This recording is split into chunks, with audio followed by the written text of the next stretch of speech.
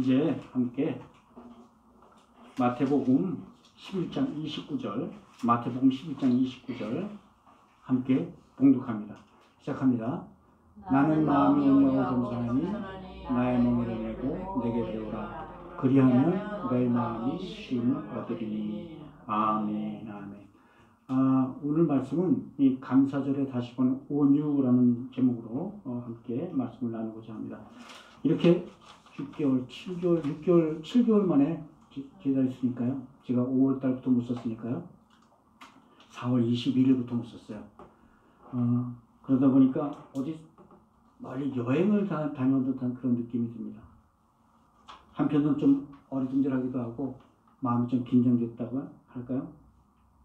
또 이런 예상치 못했던 이런 환란을 겪고 나서 다시 제자리에 돌아오니까 마음가짐이 예전과는 좀 다르게 좀 더 무거워졌다고나 할까요? 또 원래 설교도 다음 달부터 제가 하기로 돼 있었는데 좀 일정이 앞당겨졌습니다. 더구나 오늘 추수감사절 예배에 이렇게 말씀 전하게 해주셔서 제자들을 회복시키신 우리 주 하나님께 특별히 감사한 마음을 올립니다. 그 사이 더불어서 걱정해 주시고 또 기도해 주신 여러 성도님들께도 오늘 감사절을 맞아 특별히 감사한 마음을 전합니다. 저는 지난 4월 평생 처음으로 이런 내과 고장이 나가지고 병원에서 수술하는 걸 처음 받아봤어요. 갑자기 일어난 사건에도 불구하고 주님의 은혜로 우리 교회를 이끌어가는 데는 부족함이 없도록 두 목사님을 만나게 해주셔서 훨씬 편안한 마음으로 수술에 임할 수 있게 되었었어요. 정말 당황스러운 순간들이었지만 하나님께서 정말 교회를 사랑하시는구나. 아멘. 목회자는 없더라도 교회는 움직일 수 있도록 항상 준비해 주시는 주의 은혜 다시 깨닫는 기회가 되었습니다. 그리고 수술을 마치고 회복실에 들어와서 막 마치서 깨어났을 때 하나님의 음성을 들었어요. 참 신기하게 민수기 12장 3절의 말씀이었어요. 모세의 온유함이 지면의 모든 사람보다 더하리라. 말씀을 받긴 받았는데 당황스러웠어요. 갑자기 이 상황에서 온유하라는 말씀은 무슨 말씀인가? 내가 온유하지 못했기 때문에 이런 환란을 겪는다는 말씀인가? 아니면 더 온유해져야지만 닥친 위기도 수습하고 하나님의 이 모든 일을 감당하게 될 것이라는 그런 말씀이신가? 막 이제 수술실에서 회복실로 들어온 저에게 참 하시는 말씀 치고는 좀 동떨어진 느낌이 많이 들었던 말씀이었습니다. 그만큼 그 말씀에 대해서 많이 생각을 하게 되더라고요. 그리고 오늘은 추수감사절입니다. 오늘 추수감사절을 맞아서 하나님이 주시는 그 온유라는 덕목이 우리 그리스도인들에게 주는 의미를 다시 보기를 원합니다. 병상머리에서 받은 말씀을 오래 묵상하다 보니까 오늘 본문 마태복음 11장 29절의 말씀과 연관이 있음을 깨닫게 됐어요. 우리 한번 본문 다시 한번 11장 29절 마태복음 11장 29절 봉독해 보도록 하죠. 시작합니다. 나는 마음이 온유하고 겸손하니 나의 멍에를 메고 내게 배우라. 그리하면 너의 마음에 쉼을 얻으리니. 아멘. 여기서 마음이 온유하고 겸손하니는 NIV에 보니까요, gentle and humble in heart예요. gentle and humble in heart. 킹 제임스에 보니까요, meek and glory in your heart. meek이라는 단어는 참 쉽지 않은 단어죠. 그렇게 표현되어 있었어요. 그런데 실제로 온유라는 글자를 한글이나 한자를 번역해 보면 따뜻하고 부드럽다 그런 의미죠. 따뜻하고 부드럽다. 또 겸손이라는 의미는 나보다 남을 낮게 여기는 마음의 자세를 말하죠. 왜 그래야 되냐고요? 자신도 그리스도의 은혜로 십자가의 은혜로 용서받은 죄인에 불과하기 때문이죠. 남 탓할 위치에 있지 못하다는 거예요. 남들을 함부로 대하지 말라는 그런 말씀이기도 하죠. 이 말씀 들을 때 누가복음 18장에 나오는 세례 기도가 느껴지지 않으세요? 다만 가슴을 치며 이르되 하나님이여 나를 불쌍히 여기소서 나는 죄인으로서이다. 우리가 겸손해야 될 이유입니다. 즉 겸손한 마음가짐 없이는 자신이나 남들에 대해서 온유해질 수 없다는 거예요. 만일 내가 남들 위해서 내 생각을 강하게 주장한다면 절대 온유해질 수가 없죠. 그래서 온유함은 내가 내 생각을 스스로 굽히고 남들 섬기려 할 때 나타나는 그 마음의 자세라는 그런 뜻입니다. 그렇다면 예수님 당시에는 이 온유라는 말이 어떤 뜻을 내포하고 있던 그런 의미로 사용됐었을까요? 헬라어적 의미로 온유는 프라우테스라는 말에 대해 뛰는 말에서 유래한 단어예요. 혈기 왕성한 야생마가 주인에게 잡혀서 길들여져서 좋은 경주마로 변하는 것, 그렇게 되는 것을 의미해요. 원래 야생마는 굉장히 활동적이죠. 강하죠. 그런 야생마가 좋은 경주마로 변한다는 것은 주인의 통제에 길들여지고 훈련되어서 순종한다는 의미예요. 주인의 통제에 길들여지고 훈련되었다는 그런 의미죠. 우리의 주인은 누굴까요? 우리 주 예수 그리스도, 예수 그리스도에 붙잡혀 그 통제하시는 말씀에 길들여지고 훈련되어서 순종하는 그런 말이 되었다는 그런 말씀입니다. 그래서 히브리어로 온유라는 단어는 아나오라는 단어를 쓰는데요. 이 아나오라는 단어는 순종을 의미합니다. 온유하라는 말은 히브리어 의미로 순종하라는 의미예요. 즉 온유는 우유부단하고 나약한 무조건 따라가는 그런 성품이 아니라 강한 힘을, 자신이 가지고 있는 강한 힘을 잘 통제하고 절제를 잘 사용하는 그런 의미를 가지고 있습니다. 그래서 여러분, 그러다 보니까 온유함은 언제나 강함을 이길 수밖에 없다는 거예요. 우리 이번에 당한 치아보다 부드러운 혀가 더 오래 가지요. 노자도 이런 말씀을 했어요. 죽으면서 제자들에게 교훈을 내리는데요. 제자들 임종을 앞두고 제자들을 다 불러 모아놓고 입을 벌리고는 내 입안에 뭐가 보이는고? 하고 제자들에게 물었답니다. 그랬더니 제자들이 대답하죠. 예, 아무것도 안 보이고 헐렁한 혀뿐입니다. 그렇지. 내 치아는 이미 다 빠졌어요. 젊은 시절에 내 치아는 아주 튼튼했지만 사나워서 또 혀를 물어뜯기도 했고 또 아주 교만하게 굴지만 결국은 다 빠져버렸어. 물어뜯기고 상처 보면서도 참고 살아왔던 이 혀만 아직까지 살아남은 것이야. 그러면서 강한 것은 죽음이요 부드러운 것은 온유한 것만이 생명이라고 설파했답니다. 여러분, 성경에 이런 말씀이 있죠. 하나님께서 세상에 약한 것들을 택하사 강한 것들을 부끄럽게 하려 하심이라. 고린도서 1장 27절의 말씀과 정말 같은 말씀이잖아요. 그렇습니다. 온유란 이렇게 자기를 절제할 줄 아는 능력입니다. 그러므로 온유함은 변화되는 환경에 즉각 반응하지 않는다는 말씀이에요. 절제하고 생각한다는 말씀이에요. 잘 훈련된 이기에서 나오는 이런 강인한 힘을 뜻하는 것이죠. 여러분, 이런 강인함이 온유함으로 이어지기 위해서는 우리 안에 무엇인가가 꽉 차 있어야 된다는 것이에요. 무엇이 꽉 차 있어야 될까요? 혹시 아직도 내 이생의 자랑, 육신의 정욕, 안목 정욕에 꽉 차 있다면 아직은 온유할 수 없다는 것이죠. 또 아무리 교회를 오래 다녔다 해도 그저 내 주장을 굽히고 주장한다 하면 아직도 강하고 교만한 세상 사람에 불과할 뿐이라는 거예요. 이는 언젠가 사라질 세상 욕심인 줄 뻔히 다 알면서도 절제할 수 없는 그런 사람들이었다는 겁니다. 그래서 그리스도인들은 달라야 한다는 거예요.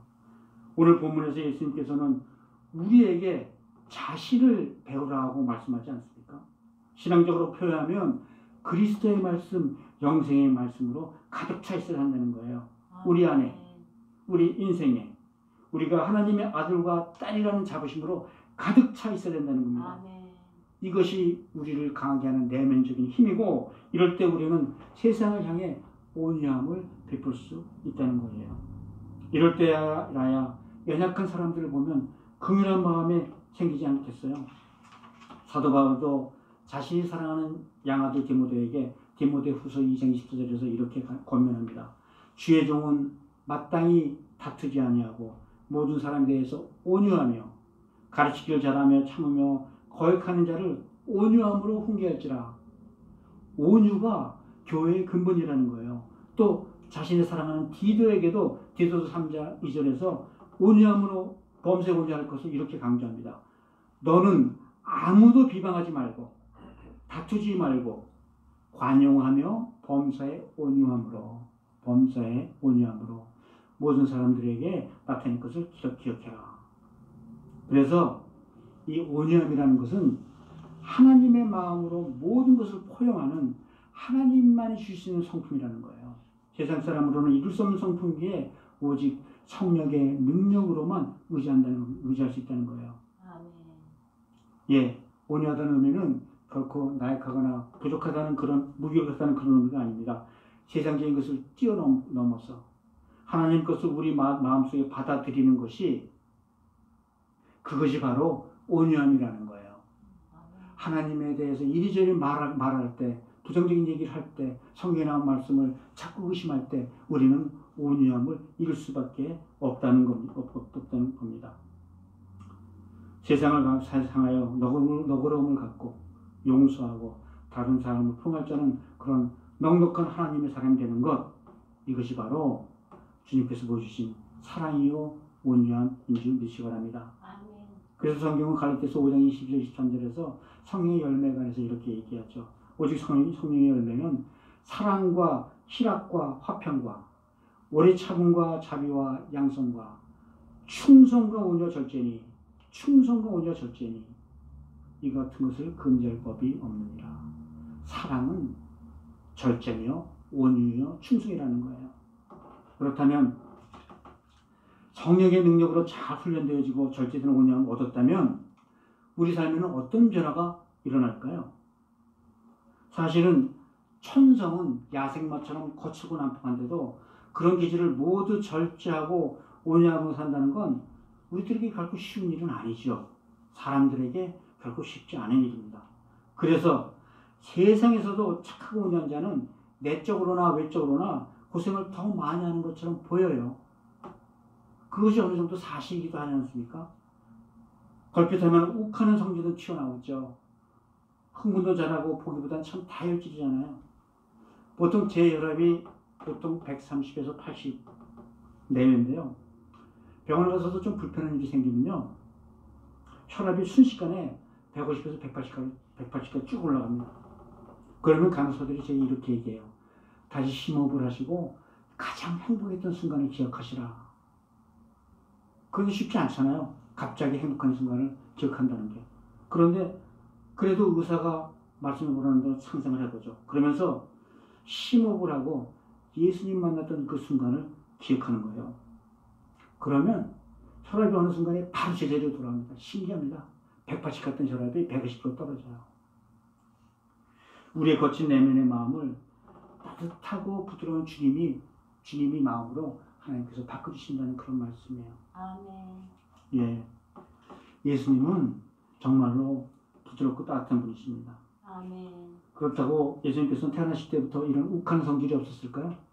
예수님도 욱하는 성질이 있죠. 예수님께서 우리처럼 분노하고 화내는 장면이 여러 군데 나옵니다. 여러 군데 나오는데요. 성전뜰에서 장사하는 사람들을 보시자 그저 인근에 나뭇가지에 채찍을 묶고 채찍을 만드셔서 그 장사판을 엎어버리실 정도로 그렇게 흥분하셨던 분이에요. 예수님은 오로지 거짓과 불의와 우상 앞에서만 이렇게 흥분하셨습니다. 그러나 우리 인생들 앞에서는 한없이 부드럽고 우리를 불쌍히 해주시는 그런 분 아니십니까? 그러시던 예수님께서는 하나님의 말씀에 의지하여 온유함으로 순종하고 자기 목숨을 십자가에 맡기셨지요. 우리는 그런 예수님과 함께 죽었고 예수님을 인해 다시 사는 사람들입니다. 아멘. 그런 예수님을 모시고 사는 우리들에게 오늘 예수님은 우리에게 온유한 자로 살라고 명령하시는 거예요. 아멘. 그렇다고 예수님은 온유하기만 하다고 다 쓰신다는 건 아닙니다. 세상에서 온유하다는 평가를 받아도 자아가 죽지 않은 사람들이 참 많아요. 자아가 죽지 않은 사람들은 드시지 않는다는 겁니다. 믿음이 좋아버리는데도 실제로는 영적으로 완고한 사람들이 얼마나 참 많습니까? 그들의 영적으로 완고함이 아직 자기 자신의 자아가 강하다는 사실과 같다는 걸 느끼지 못한다는 거예요. 도리어 그들은 스스로 이렇게 말하죠. 예수 그리스도로 말미암아 내가 온유해졌어. 이것도 참았고 저것도 참았어. 그렇게 말한다는 거예요. 자기가 죽고 예수로 사는 십자가의 복음을 알고 주님을 바라보며 사는 것이, 주님의 말씀대로 사는 것이 훈련되기 전까지는 그저 욱하는 그 성질을 잠깐 숨기고 살았다는 것 뿐이라는 거죠. 그 성질 어디 가지 않는다는 거예요. 내 안에는 욱하는 성질이 남아있다는 겁니다. 그래요. 이 정말 온유하다는 말씀은 잘 훈련되어서 하나님의 말씀에 순종하는 성품입니다. 그러면 자기가 온유한 자인지 그렇지 못하고 강한 자인지 아직 자아가 살아있는 자를 구별하는 방법이 있을까요? 우리 중에 강한 자를 가지면서도 자기 자신이 아직 온유하다고 믿는 자들이 있지 않습니까? 그런데 우리의 자아가 아직 강한지 아닌지 확인해 볼 방법이 있다는 거예요. 지금 행복한 삶을 누리고 있어도 좋고 지금 환난 중에 있어도 좋습니다.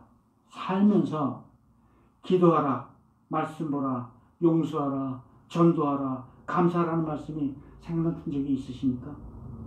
물론 환난 중이라면 순종하지 못할 합당한 이유도 많겠죠.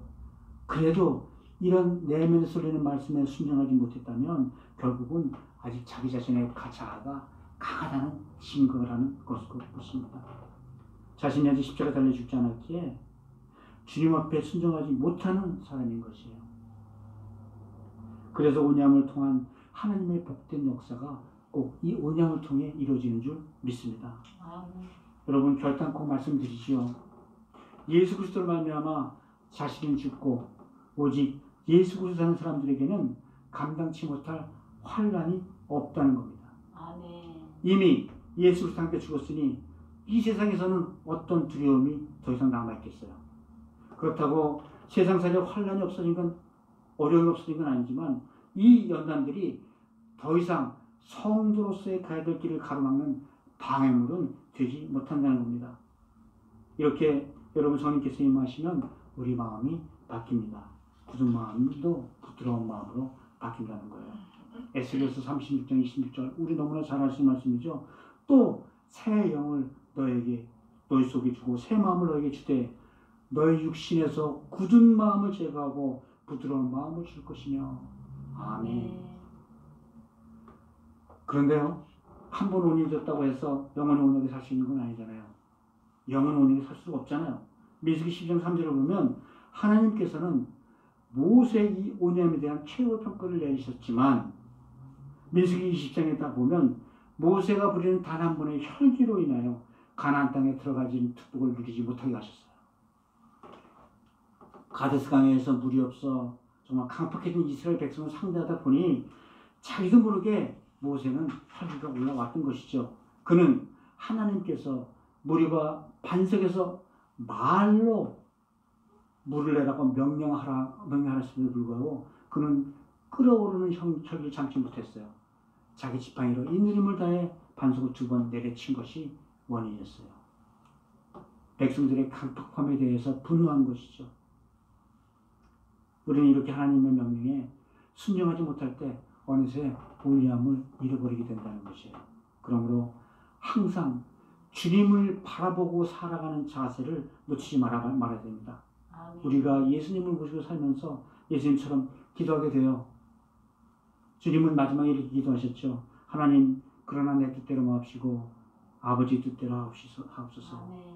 그리고 십자가의 길로 당당히 걸어 나가셨습니다. 이는 하나님께 자기 인생을 모두 다 맡겼다는 그런 의미예요. 아멘. 이것이 온유한 사람의 기도이고 삶의 자세인 줄 믿습니다. 아멘. 24시간 예수님을 바라보면 그래서 저절로 온유해집니다. 예수님이 온유하시기 때문이죠.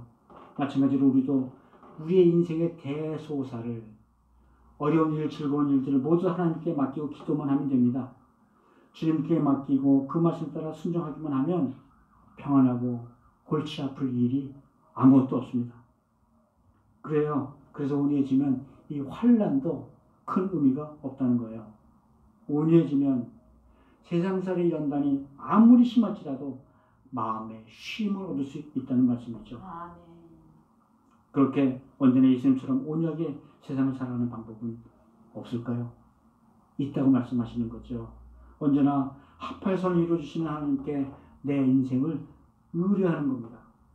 또 언제나 범사에 감사하는 습관을 기르라는 겁니다. 아멘. 빌립보서 4장 6절의 말씀 잘 아시잖아요. 아무 데없냐 하지 말고 모든 일에 기도와 간구로 너의 구할 것을 감사함으로 하나님께 아뢰라. 아멘. 데살로니가 5장 18절에도 이렇게 말씀하시죠. 범사에 감사하라. 이것이 그리스도 예수 안에서 너희를 향하신 하나님의 뜻이니라.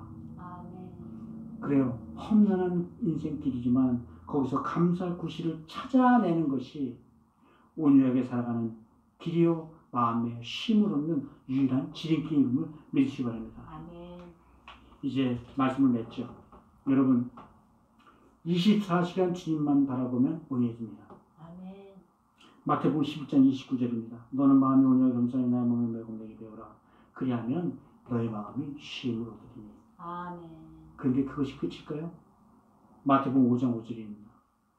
온유한 자는 복이 있느니 그들이 땅을 기업으로 받을 것이요. 아멘. 혹시 지금 우리 안에서 환난으로 고통 중에 계신 분이 있습니까? 건강으로, 사업으로, 가정 문제로 고통 주시고 계시다면 먼저 감사할 거리를 찾으시기 바랍니다. 찾기 시작하면 감사할 거리는 이루 헤아릴 수 없이 여러 가지 우리 앞에 찾을 수 있을 겁니다. 그 감사거리를 놓고 하나님께 소망을 기도하세요. 병들어도 감사, 사업이 망해도 감사, 가정에 문제거리가 많아도 감사, 그러나 살아 숨쉬고 있음에 감사. 예수님께 감사하면 환난 중에도 마음에 온유함을 얻을 줄 믿습니다. 아멘. 온유하신 성령님을 의지하여 기도하시기 바랍니다. 이 온유함만이 우리의 구원의 길이고 살 길입니다.